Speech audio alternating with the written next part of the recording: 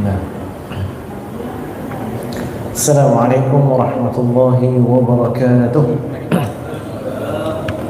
Alhamdulillahirabbil alamin. Alhamdulillahilladzi hadana lihadza wa ma kunna linahtadiya laula an hadana Allah. Allahumma shalli wa sallim wa barik ala sayyidina wa maulana Muhammad wa ala alihi wa sahbihi wa man sara ala nahjihi ila yaumiddin.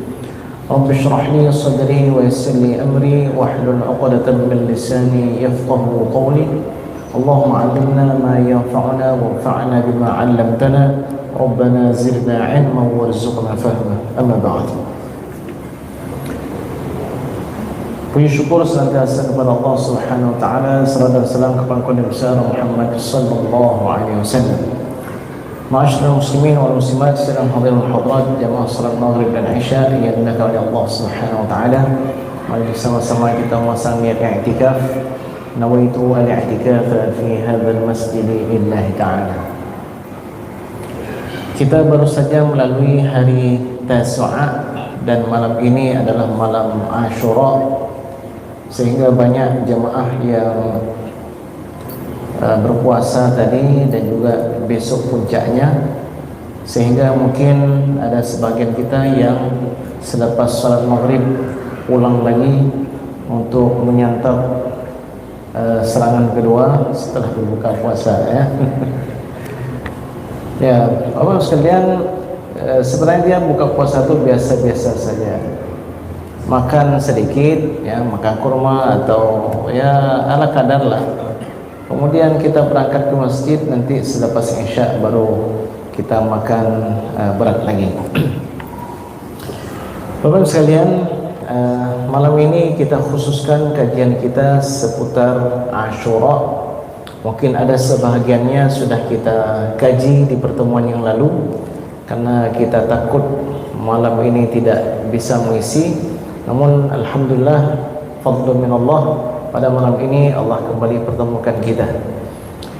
Yang pertama sekali, Bapak sekalian, hari Ashura adalah hari hebat, hari agung, Allah yang mengagungkannya. Sehingga dalam hadis yang diriwayatkan oleh Imam Al-Bukhari dan Imam Muslim, Yauma Ashura Yaumullah, dia adalah hari Allah. Yaumun min ayyamillah, hari daripada hari-hari yang dibesarkan oleh Allah Subhanahu wa ta'ala. Dari penamaannya saja, Ashura, fa'ula, wazan fa'ula, itu tidak ada hari yang punya wazan fa'ula selain hari Ashura. Wazan fa'ula itu faedahnya adalah litta'zim, untuk menunjukkan betapa agungnya hari tersebut. Mungkin ada satu lagi namanya Tasu'a, tapi Tasu'a ini wazan fa'ula karena mengikut kepada Ashura. Bagaimana tidak hebat, sedangkan di dalamnya penuh dengan sejarah-sejarah yang sangat hebat. Sebelum kita mulai kajian sejarah, kita mulai terlebih dahulu kajian fikih tentang anjuran berpuasa Ashura. Telah kita sebutkan bahawa hadis-hadis yang beraneka ragam itu, ada hadis Nabi berpuasa Ashura, Nabi enggak suruh sahabat untuk berpuasa Ashura. Ada yang mengatakan Ashura adalah hari puasa pertama yang difardukan untuk kaum muslimin. Ada yang mengatakan bahawa Nabi ada rencana untuk berpuasa Tasu'a, tapi Nabi tidak sempat melakukannya. Jadi bagaimana mendudukkan hadis-hadis yang terkesan seperti muttarib, seperti bertabrakan antara satu dengan lainnya? Para ulama, termasuk di antara mereka Imam Ibn Rajab Al-Hambali dalam kitab Lataiful Ma'arif, beliau mengatakan bahawa berkaitan dengan Ashura, Nabi melalui 4 fase. Fase pertama, ketika beliau berada di Makkah, beliau berpuasa Ashura, tapi beliau tidak perintahkan para sahabat untuk berpuasa Ashura. Dan ternyata puasa Ashura ini sudah ada dari masa dahulu, dari masa jahiliyah bahkan. Disebutkan bahwa mereka melakukan dosa besar, pelanggaran, Dan mereka berbincang sesama tokoh-tokoh besar di antara mereka, apa yang harus mereka lakukan untuk bertaubat kepada Allah Subhanahu wa taala. Masih ada sisa-sisa daripada agama tauhid di hati mereka. Lalu mereka menyepakati taubatnya adalah dengan berpuasa hari Asyura. Kenapa? Karena mereka mendapati bahwa hari Asyura adalah hari yang sangat istimewa. Nanti kita akan sebutkan bahwa ternyata Asyura ini, bagus sekalian, bukan hanya kita berpuasa. Para nabi dan rasul sebelum datangnya ajaran Nabi Muhammad sallallahu alaihi wasallam, mereka berpuasa di hari Asyura. Ini fase pertama.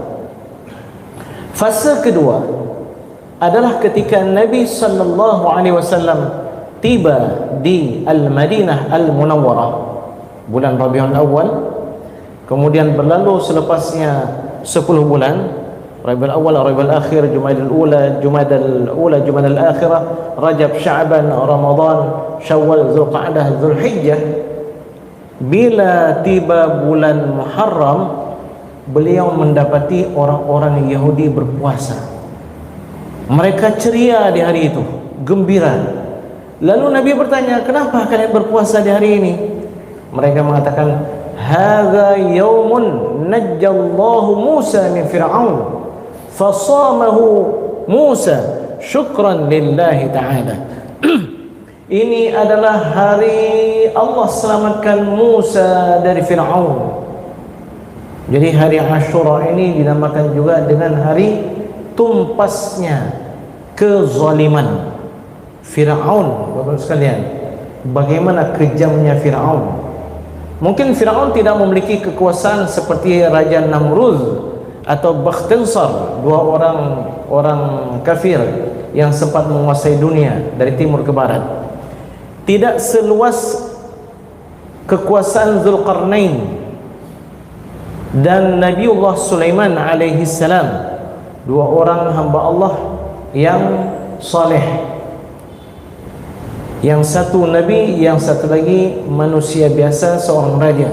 Tapi ada juga yang mengatakan Zulkarnain itu adalah salah seorang nabi daripada nabi Bani Israel. Intinya Fir'aun hanya menguasai Mesir.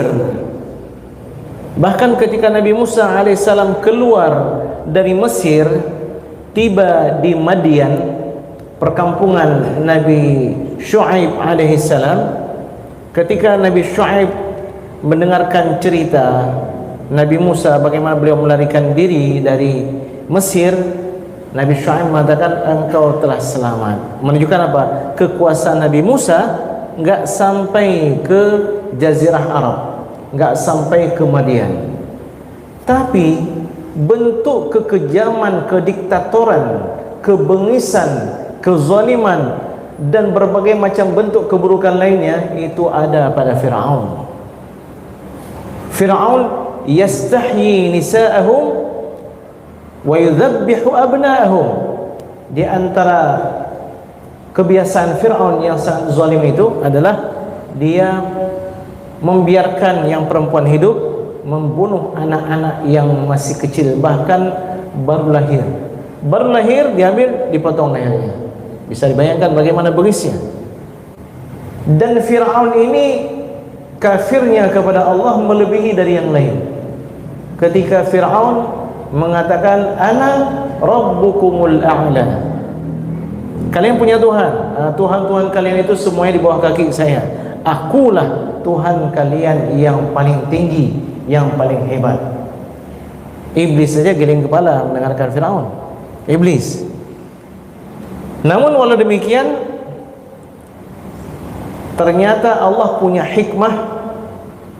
Ada di antara anak kecil yang hidup di bawah kekuasaan Fir'aun yang dia biarkan sendiri, dia biarkan selamat, bahkan dia yang membesarkannya. Dan inilah yang kelak yang akan menghancurkan Fir'aun dan bala tentaranya. Kalau Allah berkehendak, sekalian, seremeh-remeh makhluk pun bisa memusnahkan orang-orang yang sombong dan orang-orang yang zalim. Raja Namrud bagaimana hebatnya dia, sombongnya bagaimana. Allah binasakan Namrud dengan apa? Seekor nyamuk yang kecil, ba'udah, yang masuk ke dalam hidungnya, lalu berada di kepalanya, di otaknya berapa hari, sampai akhirnya dia menyuruh pengawalnya untuk memukul kepalanya karena ya nyamuk itu. Jadi kalau Allah berkehendak, sekalian, sehebat-hebat apapun manusia yang sombong akan dibinasakan dengan makhluk Allah yang terlalu kecil. Fir'aun yang sombong itu binasanya dengan apa? Dengan air lautan itu. Hancur Fir'aun dengan seluruh bala tentara yang mendukungnya. Jadi Fir'aun ini Allah binasakan di Laut Merah setelah Allah selamatkan Nabi Musa alaihissalam dan pengikut beliau, dan itu terjadi di hari Ashura. Lalu setiap hari Ashura Nabi Musa alaihissalam berpuasa sebagai wujud syukur beliau kepada Allah Subhanahu wa taala. Maka ini menjadi salah satu syariat bangsa Yahudi yang diwariskan turun temurun hingga ke anak cucu, hingga ke bangsa Yahudi yang ada pada masa Nabi sallallahu alaihi wasallam. Setelah beliau mendengarkan penuturan tersebut, maka Nabi sallallahu alaihi wasallam mengatakan, nahnu ahaqqu wa aula bi Musa minkum. Kami ini lebih berhak, kami ini lebih layak dengan Musa daripada kalian. Lalu fa'adzan muadzinun, lalu dikumandangkanlah azan, seruan untuk mengumpulkan seluruh kaum muslimin. Siapa yang belum makan agar dia lanjutkan sebagai wujud puasa Ashura. Bagi yang sudah makan, hendaknya berhenti makan, jangan lagi makan sampai nanti tenggelam matahari. Jadi puasa Ashura di fase kedua ini, setelah Nabi SAW tiba di Madinah, Rasulullah SAW mewajibkan puasa Ashura ini. Kemudian di fase yang ketiga, selang beberapa bulan setelah Muharram, Safar, Rabiul Awal, Rabiul Akhir, Jumadal Ula. Ingat sekalian ya, bukan Jumadi tapi Jumada, bukan Awal tapi Ula. Jumadal Ula, Jumadal Akhirah, Rajab, Sya'ban. 7 bulan berlalu, turun syariat kewajiban puasa bulan Ramadan 1 bulan penuh. Maka dengan turun syariat ini, Rasulullah SAW menasahkan, menghapuskan kewajiban selain puasa Ramadan, sehingga puasa Ashura menjadi puasa sunnah. Namun walau demikian sekalian, walaupun puasa Sya'ban ini puasa sunnah, tapi para sahabat sangat perhatian dengan puasa Ashura ini. Mereka bahkan mendidik anak-anak mereka untuk puasa Ashura. Saya membaca di antara literatur yang disebutkan oleh para ulama itu, mereka mengajak anak-anak kecil mereka untuk berpuasa. Di pagi hari mereka bawa anak-anak kecil mereka ke masjid, lalu mereka bawa pintalan benang. Jadi kalau anak mereka nangis minta makan, dikasih mainan tersebut supaya mereka lalai enggak minta makan. Jadi sampai sedemikian rupanya sekalian, mereka perhatian dengan puasa Ashura. Jadi kalau begitu yang dilakukan oleh para sahabat terhadap anak kecil mereka, apalagi yang dewasanya. Bahkan saya mendengar Imam Az-Zuhri, salah seorang tabi'in, beliau ini kalau bermusafir di bulan Ramadan, beliau berbuka. Beliau gantikan di hari yang lain nanti. Tapi kalau beliau bermusafir di hari Ashura, beliau tetap puasa Ashura, enggak beliau buka. Ketika ditanya, kenapa engkau lakukan demikian wahai Imam Az-Zuhri, beliau katakan, Allah Subhanahu wa taala berfirman dalam Al-Quran tentang orang-orang yang bermusafir di bulan Ramadan. Dalam Al-Quran, faman kana minkum maridan aw ala safarin, siapa di antara kalian yang sakit atau dalam kondisi bermusafir, fa'iddatun min ayyamin ukhar. Boleh dia tidak berpuasa di bulan Ramadan di hari tersebut, di hari safarnya, untuk dia gantikan di hari yang lain selepas bulan Ramadan. Al-Baqarah 185. Jadi maksudnya apa? Di bulan Ramadan kalau bermusafir boleh kita tidak berpuasa. Tapi hari Ashura, kata Imam Az-Zuhri, saya tidak mendapatkan ayat dalam Al-Quran maupun dalam hadis Nabi bahwa kalau seandainya saya dalam kondisi bermusafir, bisa saya gantikan puasa Ashura ini dengan puasa di hari yang lain. Maka oleh karena itu sekalian, jangan lewatkan puasa Ashura. Terlebih dalam hadis yang diriwayatkan oleh Imam Al-Bukhari dan Imam Muslim, Rasulullah sallallahu alaihi wasallam bersabda, "Ahtasibu 'ala Allah." Saya berharap kepada Allah Subhanahu wa taala bahwa puasa Ashura ay yukaffira as-sanah allati qablah. Puasa Ashura itu dapat menggugurkan dosa setahun telah berlalu atau setahun sebelumnya. Jadi sebelum Ashura tahun 1448 Hijriah menghapuskan sampai Ashura 1447 Hijriah. Makanya kalau kita lihat ini Arabnya bagaimana ini Ustaz? Seharusnya ayyukaffiras sanah allati qablaha. Ini kenapa qablahu? Ternyata qabla di situ ada zarf yang dihapuskan, yang dimahdzufkan. Takdirnya adalah allati qabla hadha, yang sebelum hari Ashura itu, setahun sebelum hari Ashura tersebut. Baik, sedang hadirin sekalian yang dimuliakan oleh Allah Subhanahu wa taala. Dan kita patut untuk peduli dengan hari Ashura. Abdullah ibn Abbas radhiyallahu anhuma, beliau mengatakan, "Ma ra'aitu Rasulullah sallallahu alaihi wasallam." Aku tidak pernah melihat Rasulullah sallallahu alaihi wasallam yataharra siyama yaumin. Tidak pernah aku melihat Rasulullah SAW itu peduli sekali, perhatian sekali dengan puasa pada satu hari, faddalahu ala ghairihi, yang mana puasa satu hari itu lebih baik daripada hari-hari yang lain, kasiyami yaumi Ashura, seperti puasa pada hari Ashura. Ini sekalian, jangan kita lewatkan demikian saja, ya. Harus kita perhatikan. Baik, kita sudah menyebutkan 3 fase yang dilalui oleh Nabi SAW berkaitan dengan puasa Ashura. Fase pertama ketika beliau berada di Makkah, beliau berpuasa, beliau enggak perintahkan para sahabat untuk berpuasa. Fase kedua ketika beliau tiba di Madinah, melihat orang-orang Yahudi berpuasa, maka beliau memerintahkan para sahabat untuk berpuasa. Ini adalah hari yang Allah selamatkan Musa dari Firaun, dan kemudian Nabi Musa berpuasa sebagai wujud syukur kepada Allah Subhanahu wa taala atas nikmat selamat dari Firaun.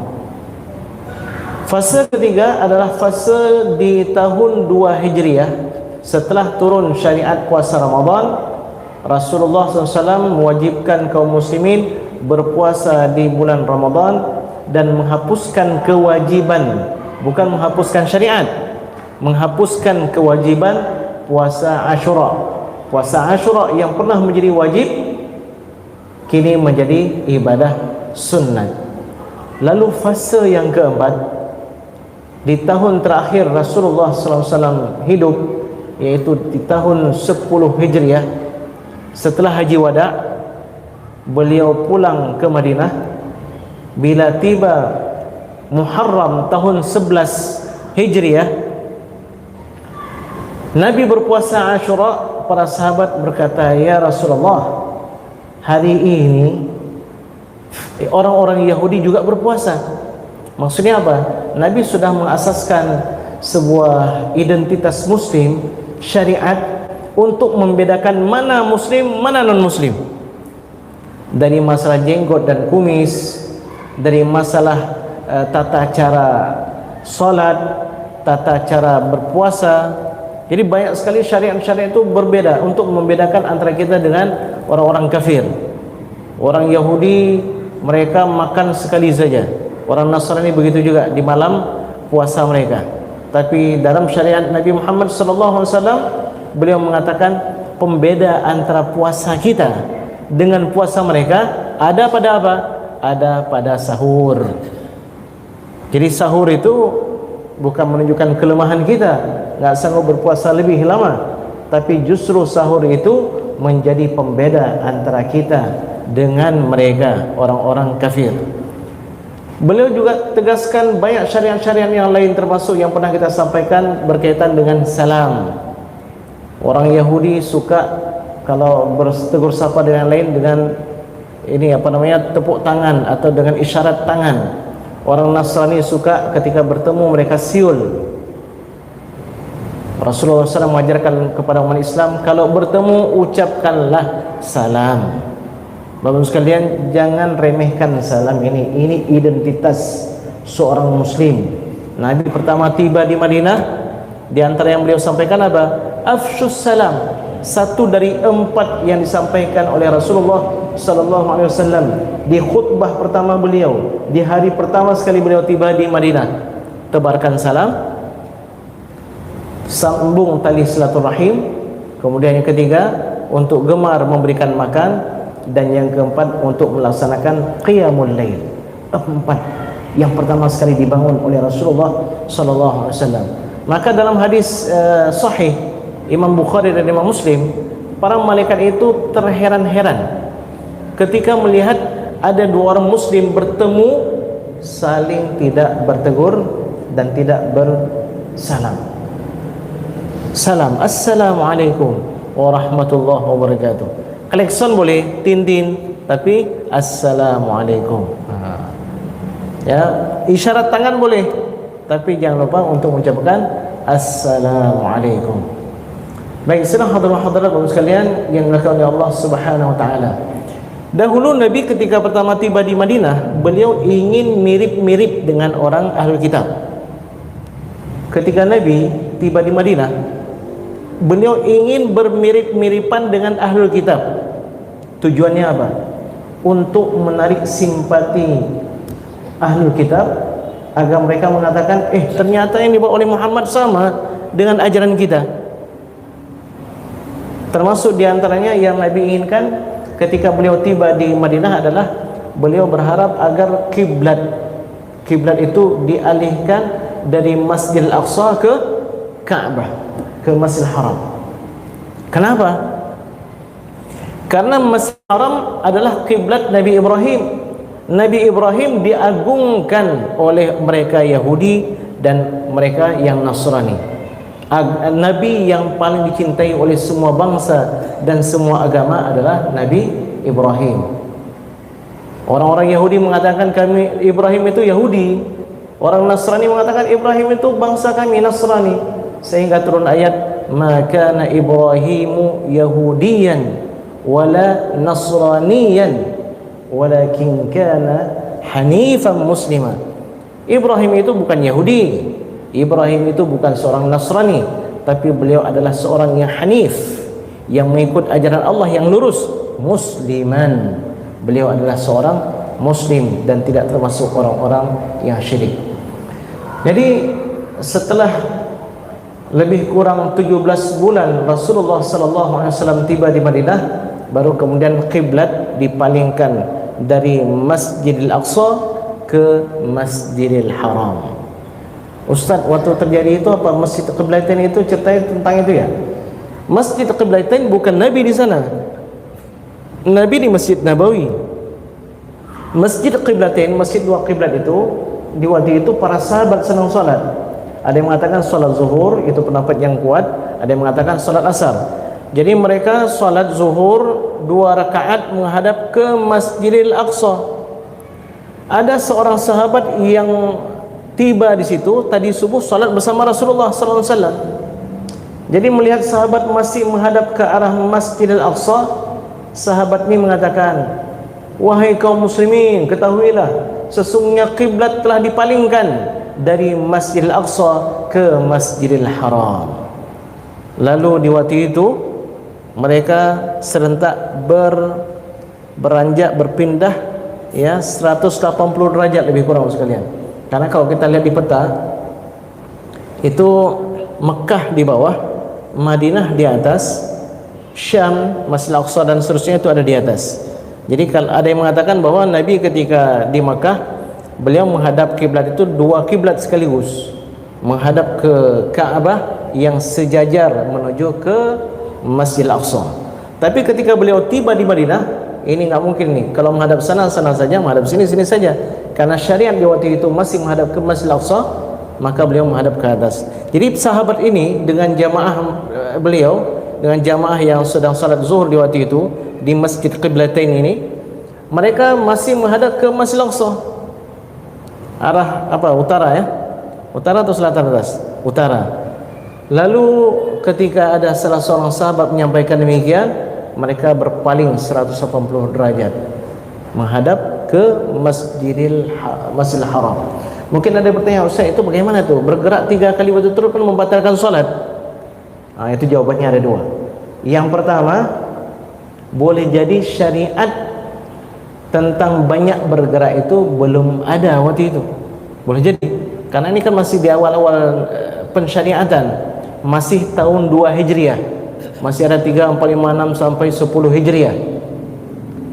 Atau alasan yang kedua, kita tidak boleh bergerak dalam kondisi ikhtiari, dalam kondisi lapang, dalam kondisi yang kita punya kuasa. Tapi dalam kondisi ittirari, terpaksa, boleh kita bergerak 3 kali, 4 kali, 5 kali dan seterusnya. Bahkan orang yang sedang berjihad boleh salat dalam kondisi bagaimanapun. Sedang salat kita melihat pencuri, boleh kita kejar pencuri itu. Sedang salat kita melihat ada binatang-binatang yang diperintahkan untuk kita bunuh, kalajengking, ular, gagak hitam dan seterusnya. Tapi bukan gagak hitam yang ada di Medan ya. Itu boleh untuk kita bergerak lebih dari 2 kali berturut. Baik, sedang hadirin-hadirat sekalian yang dimuliakan oleh Allah Subhanahu wa taala. Jadi sahabat ini mengatakan, ya Rasulullah, kita berpuasa di hari Ashura. Mereka orang-orang Yahudi juga berpuasa di hari Ashura. Lalu Rasulullah sallallahu alaihi wasallam bersabda, la in baqitu ila qabilin, kalau Allah panjangkan usiaku hingga tahun yang akan datang. Nabi sudah mengatakan di Haji Wada kemarin di bulan Zulhijjah, wahai manusia dengarkan, boleh jadi aku tidak bertemu dengan kalian selepas tahun ini. Turun ayat idza jaa nasrullahi wal fath. Turun sebelumnya, al-yawma akmaltu lakum dinakum wa atmamtu alaikum ni'mati wa raditu lakumul islam madina. Hari ini telah aku sempurnakan bagi kalian agama kalian, dan telah aku sempurnakan bagi kalian nikmat kalian, dan aku ridha Islam menjadi agama bagi kalian. Para sahabat gembira semua. Kenapa? Merasa kita sudah berada di puncak syariat, kecuali seseorang yang selalu membersamai Nabi. Abu Bakar As-Siddiq menangis. Wahai Abu Bakar, kenapa engkau menangis? Tidakkah kalian tahu, tidak ada kesempurnaan melainkan setelahnya kekurangan. Kalau kita naik gunung, mendaki, kalau sudah sampai ke puncaknya, ini pertanda kita akan turun. Jadi apa yang ditakutkan oleh Abu Bakar As-Siddiq, kalau Nabi sudah selesai tugas beliau, pertanda Nabi akan berangkat, maka barulah para sahabat terkejut ya, baru mereka sadar dengan hal tersebut. Dan terlebih ketika Rasulullah SAW menyampaikan khutbah Haji Wada tentang boleh jadi aku tidak bertemu dengan kalian selepas tahun ini. Jadi Nabi bersabda, kalau Allah panjangkan usiaku hingga tahun yang akan datang, menunjukkan apa? Kalau Allah panjangkan usiaku, aku akan melakukan apa itu? Aku akan berpuasa dari hari Tasu'a. Maka di kalangan sahabat ada yang mengatakan Ashura itu, puasa Ashura itu adalah Tasu'a dan Ashura, 2 hari itu Ashura. Tapi ada juga mengatakan Ashura itu adalah hari ke-10-nya. Dalam mazhab Imam Syafi'i disebutkan bahwa tingkatan level puasa Ashura, level paling rendah itu berpuasa tanggal 10-nya saja. Level yang lebih bagusnya lagi adalah kita berpuasa Ashura dengan sehari sebelumnya atau Ashura dengan sehari sesudahnya. Dan level yang terbaik adalah kita berpuasa 9, 10, 11. Kalau Bapak dan Ibu bisa lakukan yang terbaik ini, Kalau tidak bisa, maka minimal 9, 10 atau 10, 11. Ustaz, kalau enggak bisa lagi, minimal lagi apa? Minimal puasa hari Asyura-nya saja. Ustaz, saya minta dispensasi sedikit lagi, bisa enggak minimal? Apa itu? Puasa setengah hari. Enggak ada, ya sekalian. Tidak ada puasa setengah hari Asyura. Baik, saudara hadirin sekalian yang dimuliakan oleh Allah Subhanahu wa taala, puasa Asyura ini juga adalah puasa yang dilakukan oleh para nabi dan rasul sebelum Nabi Muhammad sallallahu alaihi wasallam. Jangan kita remehkan. Nabi Nuh alaihissalam berpuasa di hari Asyura karena beliau selamat dari banjir yang sangat besar itu di hari Asyura. Dan Nabi Adam alaihissalam diterima taubatnya oleh Allah Subhanahu wa taala setelah memakan buah dari pohon yang terlarang itu juga di hari Asyura. Jadi 3 kisah yang paling kuat berkaitan dengan hari Asyura. Hari Asyura, hari Allah berikan taubat kepada Nabi Adam alaihissalam. Yang kedua, hari Asyura adalah hari Allah selamatkan Nabi Nuh alaihissalam dan pengikut beliau dari banjir yang sangat dahsyat. Berapa pengikut beliau? Tahu Bapak sekalian berapa orang yang selamat di dunia waktu itu? Wa ma amana ma'ahu illa qalil. Tidak ada yang selamat bersama Nabi Nuh, tidak ada yang beriman kecuali sedikit. Jumlah mereka di waktu itu adalah 80 orang. 80 orang yang ikut dalam bahtera tersebut. Setelah banjir berapa lama? Abdul Razzaq dalam musannaf beliau menyebutkan bahwa Nabi Nuh alaihissalam pertama sekali masuk ke dalam kapal itu, ke dalam bahtera di 20 Rajab, lalu mendarat 10 Muharram. Berarti berapa bulan? Setelah Rajab 10 Sya'ban, Ramadan, Syawal, Zulqa'dah, Zulhijjah, Muharram. 5 bulan, 10 hari di bulan Rajab, 10 hari bulan Muharram. 5 bulan 20 hari banjirnya. Bisa dibayangkan itu. Kita yang 2 hari kemarin saja sudah sampai semana tingginya. Bayangkan 5 bulan 20 hari. Sang anak dengan sangat yakin mengatakan, wahai ayah, enggak perlu aku naik kepada bahtera engkau. Sa'awi ila jabalin ya'simuni minal ma'. Aku akan naik ke gunung yang paling tinggi untuk menyelamatkan aku dari banjir ini. Sang ayah sudah mengatakan enggak akan ada yang selamat wahai anakku pada hari ini kecuali yang dikehendaki oleh Allah Subhanahu wa taala. Sedang berbicara demikian, wa hala bainahumal mawju fakana minal mughraqin. Sedang berdialog dari jarak yang sangat jauh tersebut, tiba-tiba mereka dihalau atau dihalangi oleh ombak yang sangat besar, lalu menenggelamkan sang anak. Di hari Asyura, Nabi Nuh alaihissalam merasakan bahtera beliau mendarat dan beliau diizinkan untuk keluar dari bahtera tersebut. Ketika beliau keluar dari bahtera tersebut, beliau mendapati bahtera tersebut di puncak gunung. Wastawat 'alal judi. Jadi bahtera tersebut mendarat ternyata di mana? Bukan di lembah, tapi di puncak gunung. Begitu dahsyatnya banjir tersebut. Dan Nabi Nuh alaihissalam menandakan hari tersebut sebagai hari syukur, sehingga beliau selalu berpuasa Asyura. Demikian juga Nabi Musa alaihissalam. Makanya kisah tentang hari Asyura banyak, tapi yang paling sahih itu 3, yaitu kisah Allah terima taubat Nabi Adam, Allah selamatkan Nabi Nuh, dan Allah selamatkan Nabi Musa alaihissalam. Lalu ada kisah-kisah yang lain, tapi kebanyakan didapatkan dari hadis-hadis dhaif atau dari kisah-kisah Israiliyat yang diriwayatkan oleh para pendeta, para rahib Yahudi dan Nasrani yang kemudian mereka masuk ke dalam Islam, lalu mereka menyebarkan cerita ini.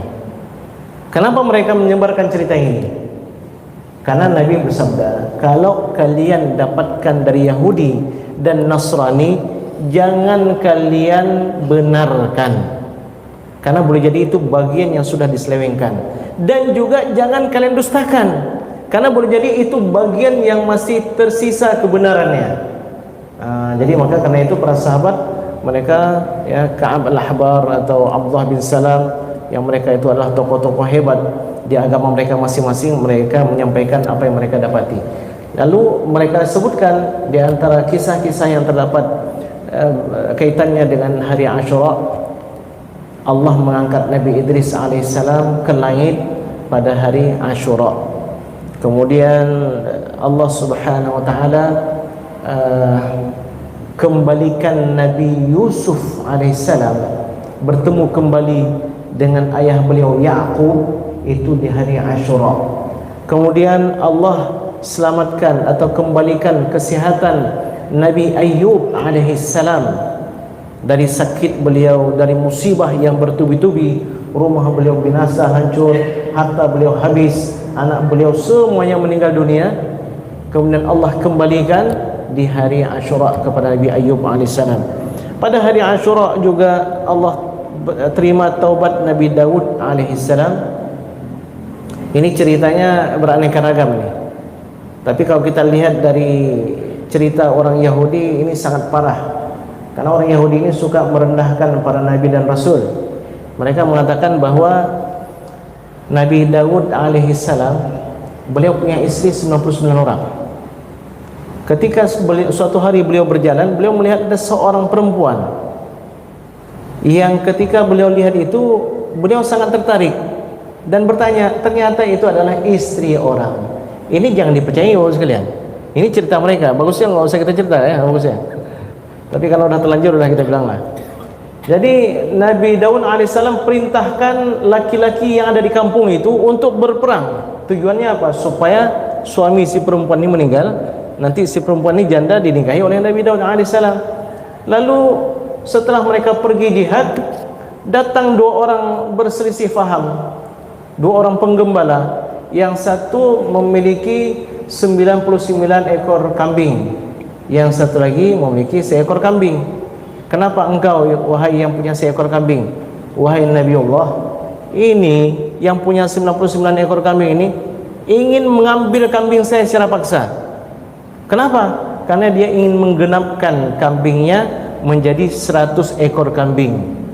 Nabi Daud alaihissalam ketika mendengarkan perselisihan mereka langsung sadar, ini teguran untuk saya sebenarnya. Itu menurut versi mereka. Bapak sekalian, kalau dalam kitab Taurat itu cerita tentang Nabi Daud itu lebih dahsyat lagi buruknya yang mereka gambarkan. Tapi ya, kita umat Islam ini adalah umat yang memuliakan para nabi dan rasul, dan kita katakan bahwa para nabi dan rasul mereka adalah para ma'sum. Apa ma'sum? Maksum artinya tidak punya dosa. Kalaupun mereka berdosa, diampunkan oleh Allah Subhanahu wa taala. Tapi kalau maksum pada Nabi Muhammad SAW, bukan berarti beliau tidak memiliki dosa, tapi tidak mungkin melakukan dosa. Itu Nabi Muhammad sallallahu alaihi wasallam. Baik, sudah hadirin sekalian, sudah kita sebutkan berapa kisah tadi? Nabi Idris, Nabi Yusuf, Nabi Ayyub, Nabi Daud. Kemudian Allah kembalikan singgasana kepada Nabi Sulaiman juga di hari Asyura, setelah beliau sempat kehilangan cincin sehingga orang tidak percaya dengan beliau. Ini beliau adalah seorang nabi, seorang raja. Ketika Allah kembalikan cincin kepada Nabi Daud, kepada Nabi Sulaiman, barulah orang-orang percaya, oh ini ternyata memang beliau adalah sang raja dan sang nabi. Kemudian pada hari Asyura Allah selamatkan Nabi Yunus alaihissalam dari perut ikan paus. Pada hari Asyura Allah angkat Nabi Isa alaihissalam ke langit, ya. Itu diantara kisah-kisah yang mereka ceritakan tentang keistimewaan hari Asyura. Baik sekalian, intinya pada hari Asyura mari kita berpuasa. Kita ajak keluarga kita, anak-anak kita untuk berpuasa. Dan satu lagi, kalau kita lihat cerita-cerita tadi, hari Asyura hari apa? Hari kegembiraan. Allah menggembirakan Nabi Adam, Allah menggembirakan Nabi Nuh, Allah menggembirakan Nabi Musa, Allah menggembirakan semua Nabi dan Rasul. Maka di antara hadis yang diriwayatkan oleh Imam Al-Baihaqi, Imam Ibn Hibban, dan dihasankan oleh Imam Asyuti, bahwa Rasulullah sallallahu alaihi wasallam bersabda, "Man wassa'a ala ahli yaum Asyura," siapa yang melapangkan keluarganya pada hari Asyura, menggembirakan keluarganya pada hari Asyura, wassa'allahu alaihi sa'ira sanatihi, Allah akan menggembirakan, Allah akan melapangkan dirinya sepanjang tahun tersebut. Mudah-mudahan Allah Subhanahu wa taala memudahkan kita untuk mengisi Asyura dengan sebaik-baiknya. Ada di antara mereka kalau tiba malam Asyura, mereka akan memakai pakaian yang terbaik, lalu mereka banyak berzikir, membaca Al-Quran, terutama istighfar. Dan istighfar, terutama istighfar yang diucapkan oleh para nabi dan rasul, seperti Rabbana zalamna anfusana wa illam taghfir lana wa tarhamna lanakunanna minal khasirin. Begitu juga istighfar atau taubatnya Nabi Yunus alaihissalam, la ilaha illa anta subhanaka inni kuntu minaz zalimin wa illam taghfirli wa tarhamni lakunanna minal khasirin. Itu juga doa yang diucapkan oleh Nabi Nuh alaihissalam. Mudah-mudahan tahun ini bisa menjadi tahun yang lebih baik bagi kita dari tahun-tahun sebelumnya. Mudah-mudahan Allah Subhanahu wa taala banyak berikan kemudahan, banyak berikan taufik, banyak berikan kebahagiaan dan kesuksesan bagi kita di tahun ini lebih daripada tahun-tahun sebelumnya, insyaallah. Mari sama-sama kita tutup dengan doa kafaratul majlis. Subhanakallah wa bihamdika asyhadu an la ilaha illa anta nastaghfiruka wa natubu ilaik. Rabbana atina fid dunya hasanah wa fil akhirati hasanatan wa qina adzaban nar. Allahumma shfina washfi mardana wa mardal muslimin warhamna warham mautana wa mautal muslimin. واغفر لنا ولآبائنا وأمهاتنا وأجدادنا وجداتنا ومشايخنا ومن له حقوق وفضل علينا وجميع المسلمين والمسلمات والمؤمنين والمؤمنات برحمتك يا أرحم الراحمين. اللهم اقضي حاجاتنا وحاجات المسلمين. اللهم انصر إخواننا المجاهدين والمستضعفين في فلسطين وفي غزة وفي إيران وفي لبنان وفي السودان وفي بلدنا إندونيسيا هذا وفي كل زمان ومكان. وصلى الله على سيدنا محمد وعلى آله وصحبه وبارك وسلم والحمد لله رب العالمين. والسلام عليكم ورحمة الله وبركاته.